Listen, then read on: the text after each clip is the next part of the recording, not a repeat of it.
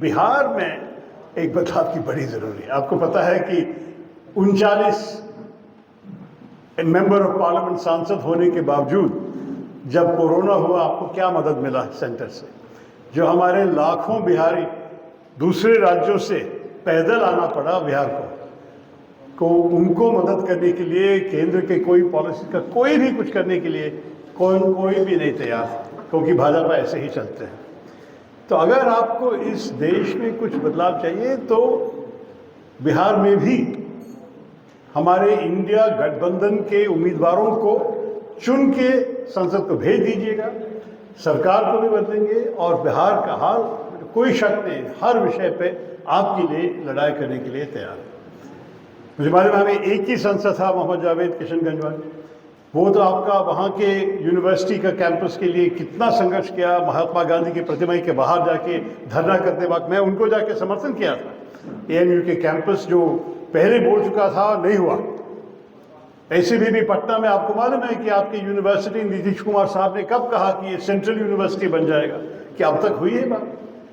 तो ये सरकार ऐसे भी है जो कभी भी कुछ जनता के लिए करना नहीं चाहते हैं, अच्छे भाषण देते हैं प्रधानमंत्री जी और प्रोपेगेंडा से ही जीतते जीतते वापस आते हैं। लेकिन जब आपकी ज़िंदगी में आपको कुछ फर्क नहीं देख सका, जब लोग बेरोजगारी में डूबे हुए हैं, महंगाई सह नहीं सकते हैं, किसानों को जिनके आय को डबल करेंगे कहा था प्रधानमंत्री जी, उनका हाल आपको पता है कि आज किसानों के क्या स्थिति है हमारे हर देश में और बिहार में, हर राज्य में और बिहार में।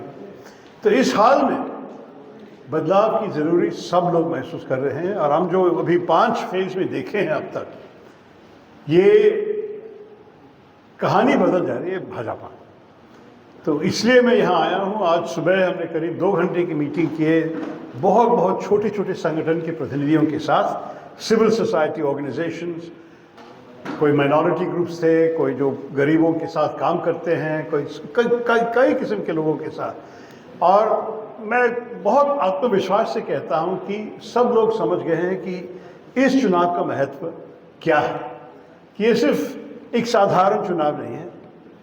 हम भारत के भविष्य के बारे में एक बहुत बड़ा डिसीजन लेने का वक्त आया है कि किस किस्म का भारत में आप जीना चाहते हैं और किस किस्म के भारत में आप और आपके परिवार को एक बेहतर भविष्य देख पाएगा। देखिए, देश तो बड़ा है, एक आदमी को हर जगह जाना है ना। आप ये भी देख लीजिए कि हमारे पास इतने मजबूत कैंपेनर है तेजस्वी यादव और उनकी टीम के साथ, और वो हर जगह चला रहा है। मेरे ख्याल में शायद अगर कोई रिकॉर्ड मेंटेन कर रहा है तो उनका ही होगा रिकॉर्ड, जितनी रैलीज में वो बात किए, सब कुछ किए हैं। तो मेरे ख्याल में हमारे तरफ से ऐसे कोई ख़ास ज़रूरत महसूस नहीं हुआ कि राहुल जी खुद आएँ। लेकिन मैं सिर्फ ये कहूँगा, हम बिहार को निगलेक्ट करने नहीं चाहते हैं।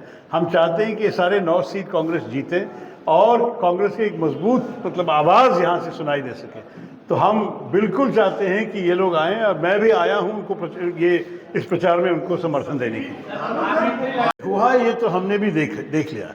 क्यों हो रहा है मैं बोलना मुश्किल है, क्योंकि किसी को पता नहीं। हम देखे हैं कि कुछ एरियाज़ में ये सही है कि जहाँ भाजपा नॉर्मली बहुत स्ट्रांग था वहाँ वोटर्स नहीं निकले हैं, और मुझे पता नहीं क्यों।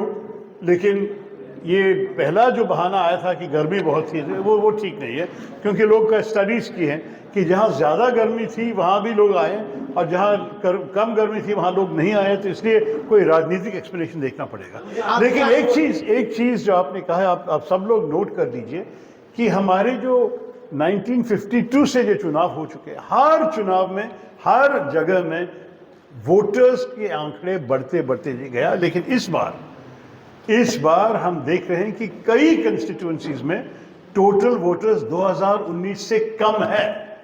तो मेरे ख्याल में हमारे लोकतंत्र के लिए अच्छा नहीं है। और मैं सरकार से भी पूछना चाहूँगा कि आप लोग किस किस्म के देश चलाया कि लोग कहते हैं कि वोट करने में भी कोई फ़ायदा नहीं। तो ये भी सरकार को सोचने लायक है, क्योंकि सारे चुनाव में आंकड़े बढ़ते जा रहा है। इस बार कई जगह में मेरे ख्याल में 100 से ज़्यादा कंस्टिट्यूएंसी में वोटिंग कम हो गया। ये ठीक नहीं है।